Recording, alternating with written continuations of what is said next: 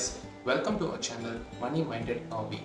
In this channel, we will be discussing in details about various methods of investing, various calculations for investing, and various returns and various objectives of investing. In the end, our main objective is to earn money and to be financially stable. In this channel, we will be discussing about mutual funds, we will be discussing about insurance, we will be discussing about investments in gold, we will be discussing about real estate investments and many more to come gradually in all the videos that we are going to publish. We will also be discussing about the types of investments like SIP, we'll be also discussing about lump sum, we'll be also discussing about STP, and we'll also be discussing about SWP and many more methods of investing. Different funds, different assets have different methods of investing. So if you like the content of our video and if you are able to gain any knowledge, or if your financial calculations or if your financial objectives have improved by our videos, so we would request you to hit that like button so that people can realize the importance of these videos. We would also request you to share these videos with your loved near and dear ones so that they can also have a well planned and well executed financial life. We would also request you to subscribe to our YouTube channel and press the notification bell so that when our new videos are uploaded, you can get a notification of the same. So guys, let's begin our video for the next. Hello guys, so today's topic of discussion is SWP. SWP means Systematic Withdrawal Plan. In this case, the ultimate objective of any investment or any mutual fund investment is to earn money and to ensure financial stability. So first, let us understand what is an SWP. SWP is a scheme whereby mutual fund investors can redeem their investment from mutual fund schemes in installments regularly. This can be used as a regular income scheme by investors whereby they can use their money for their basic needs. Usually, this amount remains fixed while the amount can be altered at will by the investors. The remaining amount, for example, if the total corpus is 50 lakhs, then you have withdrawn monthly 10,000 or 50,000, something like that. Whatever the amount that is remaining is staying invested in mutual fund. So what happens, as you withdraw, the other amount goes on, continues to grow and provide you further returns. This is usually a best substitute for pension plan provided by life insurance companies. This scheme is usually provided by all fund houses whereby the person or investor can claim the complete accumulated corpus in regular installment either for a particular duration or until perpetuity. Until perpetuity means it's an unending process, until the time unknown. The remaining amount will also be available for withdrawal without any restriction if the need arises. So now let's understand what are the features of SWP. So first feature is tax efficiency. Tax efficiency means tax will be charged only on the capital gains accrued and not on the total amount withdrawn. Next comes is fixed income. Fixed income means fixed periodical withdrawal of a particular amount and which varies as per the need of different customers. The third is disciplined investing. It helps us to meet our recurring needs efficiently. The last is rupee cost averaging. Investors benefit from average NAV due to periodic withdrawal. Don't worry, we will be discussing every feature of this in details in upcoming slides. So first feature will be tax efficiency. Tax efficiency means tax is charged only on the gains and not on the total amount withdrawn. Moreover, tax rates are low for a certain period of holdings.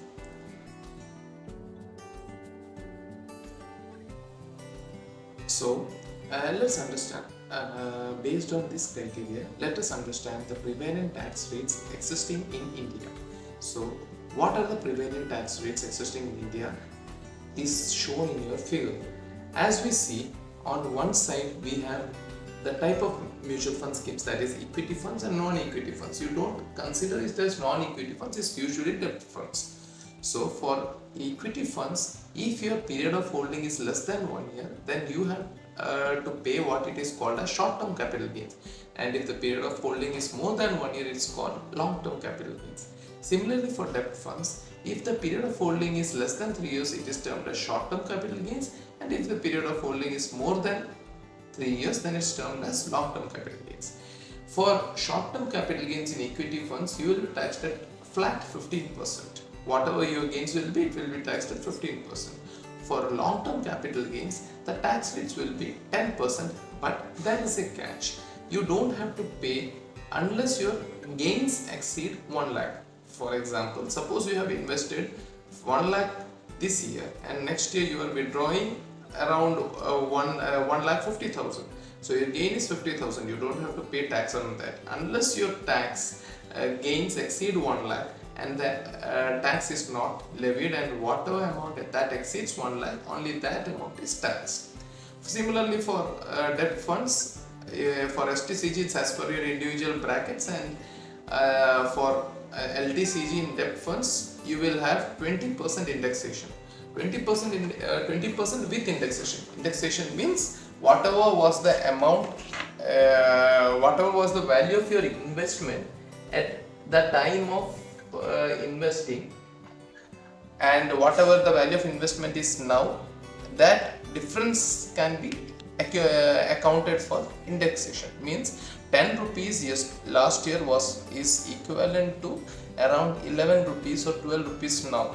So that will be calculated and your gains will be calculated depending on that, and then you have to pay 20% on your capital gains. So next let us understand the working of SWP and tax calculation. For this we are considering an initial investment of 50 lakhs. The NAV of the fund is 10 and the units obtained, of course it's 50 lakhs divided by 10, it will be 5 lakh units. Here we have taken 4 scenarios: tax 1, tax 2, tax 3, tax 4, where we have considered STCG as tax 1 in debt fund, LTCG in debt funds for tax 2, tax 3 we have considered equity funds as STCG, and tax 4 we have considered equity funds as LTCG. So suppose we are withdrawing 25,000 per month. Here we have just given a 24 months scenario. You can see the NAVs are changing drastically. Usually it doesn't change like this drastically, but why I have given this a drastic fall is to illustrate you that as long as you stay invested, you will be benefited. Now see, initially the NAV was 10 and first 2 months you have around there was growth in NAV 10.2 and 10.5. Then you had to pay taxes. But next, when it comes to 25,000 in the third month, the NAV fell. You didn't have to pay any taxes.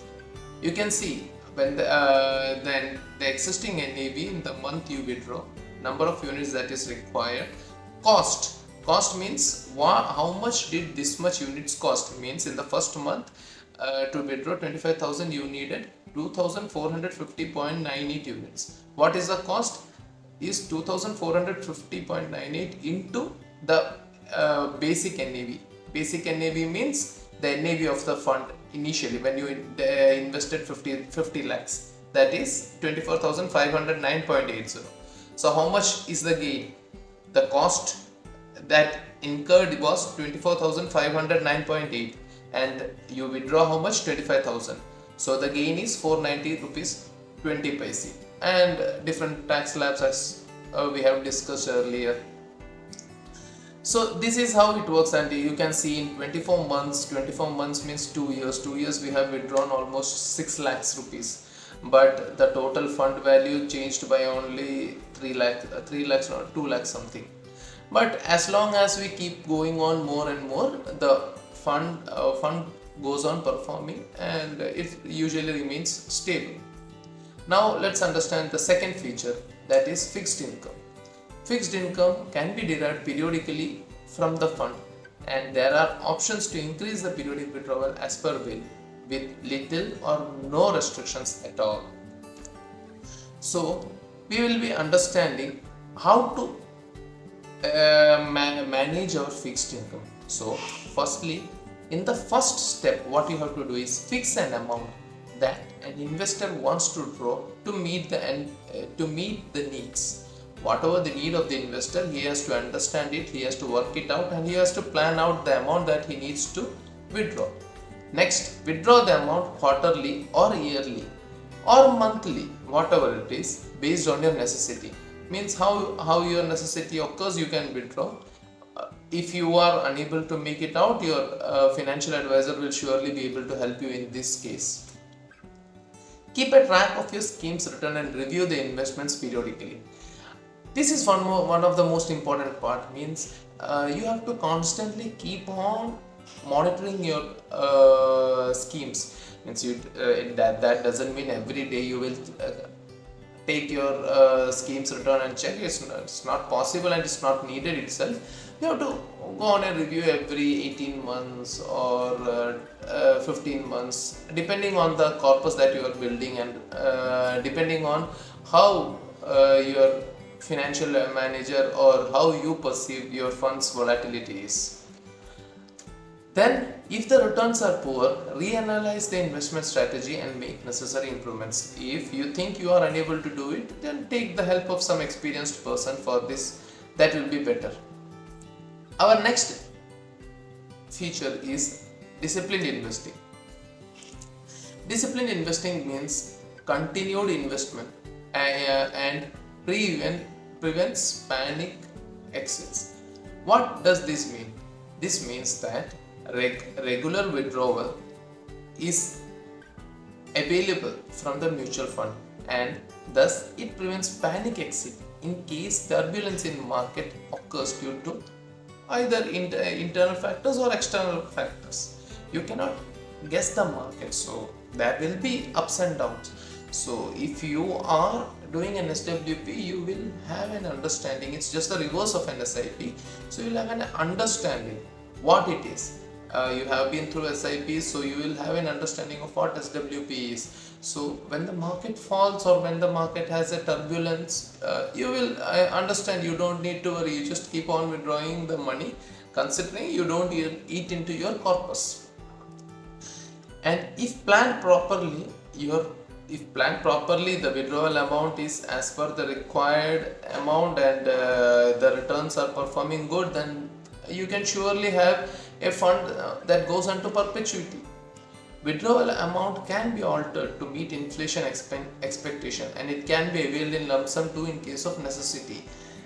This year you withdraw 1,000 per month. Next year that 1,000 won't be enough. You will have to account for the inflation also at 7%. So next year you will be withdrawing more, and you can change that amount, keep constantly depending on the inflation or what your needs are, and the remaining lump sum is also existing there. In case of necessity, you can withdraw it. Then lifetime income. Lifetime income can be obtained using these steps. That's for surely that's what I said. Like your pension plan, it goes on. So next feature is rupee cost average. Rupee cost averaging means regular withdrawal from the fund results in averaging of units, and thus helps in maintaining the funds in good shape for over a long term. Actually, we have discussed a part of this in the previous feature while we were discussing. See, the money is withdrawn periodically, and the units reduced due to withdrawal vary with change in NAV. Thus, we get the benefit of averaging. When NAV is high, then less units are redeemed, while when the NAV is low, then the vice versa. Thus, effective NAV is the average NAV of the fund during that period, which is very useful for us. Rupee cost averaging is, I hope you can understand, it's not that difficult, because see, suppose today you withdraw 25,000 at an average price NAV of 10 rupees 20 paise. Tomorrow you have an average NAV of 10 rupees 10 paise. The third day you have an average price of 10 rupees. So your average NAV comes to 10.2, 10.1 and 10. Or it will be around 30 point plus. It will be around 30.30 divided by 3. It will be 10.1. So your average NAV is always low. So that's always better. That is how rupee cost averaging helps us. Now let us understand an example of rupee cost averaging. We will take our previous example itself, but here we have considered an yearly withdrawal.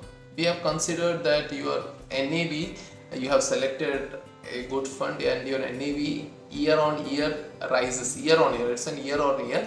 The NAV is considered month on month, but here we cannot construct a month on month table because 24 years means it's more than 240 months, man. So creating that will be a difficult, the screens won't be sufficient. So we consider yearly withdrawal of 3 lakh rupees, which amounts to 25,000 per month. The NAV is average NAV for the year. We hope that every year the NAV rises by 7%. Why 7% is because the inflation rate that is prevalent in India is 7%. So we'll be considering 3 lakhs is withdrawn every year, the NAV goes on. So after 24 years, you have withdrawn every year 3 lakhs. So after 24 years, you have withdrawn 72 lakhs, but still you can see the units left. It is 63 lakhs. In this case, only you can see every year only your gains are taxed. The 3 lakh amount you withdraw is not considered as your principal for taxable income. But in case you are taking a pension plan, what happens is, for any life insurance or your pension itself, what happens is the 3 lakh amount that you get as pension is totally considered as your taxable income, and full tax has to be paid on that. Here, from that, suppose 3 lakh tax you have to pay, and 3 lakhs comes into your income, and you will have to pay tax of around, depending on your slab, the minimum is 30,000, minimum is 10%, and it comes to 30%, 30,000. So maximum is 30% and it goes higher. But here you see the taxes are very low. That is the difference. Moreover, after withdrawing 72 lakhs in 24 years, what are you getting back? What is remaining? It is 63 lakhs 58,865.69. Means almost the corpus is there. And here one thing you have to consider is, I have just considered an NAV rise of 7%. Means your fund is giving you a return of 7% only. Usually this is not the case. Usually in mutual fund you can expect around 10%. So around 10% if you expect, the returns will be humongous. So this is the main advantage of rupee cost average. Now, when to set up an SWP? When to set up an SWP is very simple. Firstly, when the need for an income source arises, like pension. SWP is a good substitute for pension, and if chosen wisely, it assures that the investor is assured a monthly amount as pension. Also, if he has sufficient amount to withdraw in case of any exigencies. Secondly, I hope this first point is clear to you, because we have been discussing this vis-a-vis pension from the first slide itself. Secondly, when payments have to be made till perpetuity, like donations or support by charitable trust, what does this mean is, suppose you have donated a 50 lakhs to some charitable trust and you tell that so and so amount has to be done for this charitable activity, and what the fund does, what the trust does is, they deposit this total amount in any mutual fund and they do an SWP, whereby every month or every year a small portion comes into the trust account, and then utilize that for the respective charitable work. Thirdly, when the money is need for the money is low but capital gain tax effect can be harvested. Now you have seen that suppose you have accumulated your corpus over a long period of time, so you will have a capital gain that exceeds 1 lakh, and you think that when you are withdrawing the whole amount at one stress, what will happen is you will have to pay good amount of taxes. So, and your requirement, and at that time if your requirement for money is low, then you can set up an SWP whereby you can withdraw the total amount in over a month, over an year or 2 year or 3 year or 5 years tenure, so that you can also get the benefit of capital gain tax. And there may be many more reasons for you to set up an SWP depending on individuals and their needs. Now next we will be understanding which funds are suitable for SWP. So which funds are suitable? Usually all funds can be used to do a SWP, but depending on the nature of the fund, the SWP also varies. It is usually advisable to choose a hybrid mix of hybrid funds, equity funds and debt funds. Why hybrid mix of all these three funds is recommended is due to a lot of reasons which we will be discussing in some other videos in our channel, so stay tuned for those. Stay subscribed so that we can provide you all the videos related to financial knowledge and financial stability, so that our motive is to ensure that you have a good financial stability. Finally, the best time to do is when we need the money. See, you have invested it for a long time, and then you have to decide when you need to do an SWP is purely dependent upon when the need for the money arises. We will be discussing more of this in upcoming videos, so as told, stay tuned. Thank you guys for being with us. Be sure to like, share and subscribe so that all our future videos surely come to your inbox and you can gain a lot from them. You can plan your investments, you can plan your motives accordingly and move.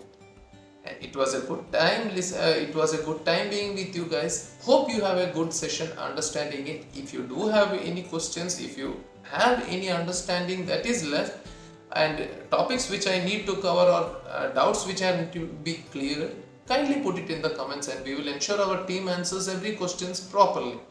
Thank you guys. Meet you in the next video.